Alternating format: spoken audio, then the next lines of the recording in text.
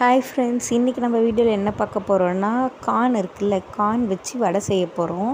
So corn வந்து நம்ம வீட்டில் வேக வைக்கிறம்போது எக்ஸ்ட்ரா மீண்டுருச்சு அப்படின்னா நம்ம வந்து அதை நெக்ஸ்ட் டே கூட இந்த மாதிரி யூஸ் பண்ணிக்கலாம். அப்படியே சாப்பிட பிடிக்கலனாலும். ஸோ மோஸ்ட்லி வந்து ஸ்வீட் கார்ன் யூஸ் பண்ணுங்கள். எனக்கு அன்றைக்கி வந்து மக்காச்சோளம் தான் கிடச்சிது. ஸோ நான் மக்காச்சோளம் வச்சு பண்ணியிருக்கேன். பேபி கார்னோ இல்லை ஸ்வீட் கார்னோ கிடச்சிதுன்னா உங்களுக்கு அது இன்னும் நல்லாவே இருக்கும். பேபி கார்னை அப்படியே ஃப்ரை பண்ணி சாப்பிட்டிங்கனாலே நல்லாயிருக்கும் காரமாக கட் பண்ணிவிட்டு. ஆனால் இந்த கார்ன் இருக்குல்ல, ஸ்வீட் கார்ன் ஆர் மக்காச்சோளம், இது ரெண்டும் யூஸ் பண்ணிங்கன்னா நல்லா அதை வேக வச்சுட்டு உதிர்த்துட்டு நம்ம ஆல்ரெடி வேக வச்சுருப்போம், அதுதான் மீந்து போயிருக்கும். ஸோ அதை வந்து நம்ம எப்படி காலி பண்ணுறதுன்னு பார்த்திங்கன்னா இந்த மாதிரி யூஸ் பண்ணி நம்ம பண்ணிக்கலாம்.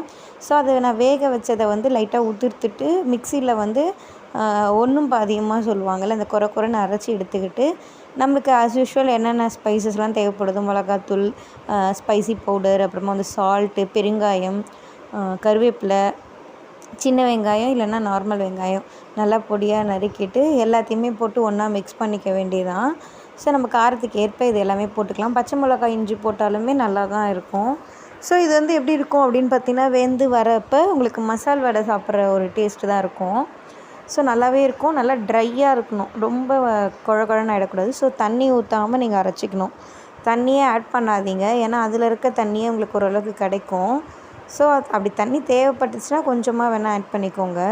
ஆட் பண்ணிவிட்டு நல்லா இந்த மாதிரி எண்ணெயில் நல்லா டீப் ஃப்ரை மாதிரி பொரித்து எடுத்திங்கன்னா உங்களுக்கு நல்ல ஒரு சுவையான மக்காச்சோள வடையோ ஆர் ஸ்வீட் கார்ன் வடை உங்களுக்கு வந்து கிடைக்கும். ஸோ இது வந்து உங்களுக்கு வேஸ்ட் ஆகாது. ஸோ இன்றைக்கி ஈவினிங் நீங்கள் வேக வச்சு கொடுக்குறீங்க, பிள்ளைங்க சாப்பிடலை, குழந்தைங்க சாப்பிடாமல் வச்சுட்டாங்கன்னா நெக்ஸ்ட் டே இந்த மாதிரி பண்ணி கொடுத்தீங்கன்னா ஸ்கூலுக்கோ காலேஜுக்கோ எடுத்துகிட்டு போனால் யூஸ்ஃபுல்லாக இருக்கும். ரெசிபி பிடிச்சிருந்தால் லைக் பண்ணுங்கள், ஷேர் பண்ணுங்கள், கமெண்ட் பண்ணுங்கள். தேங்க்யூ.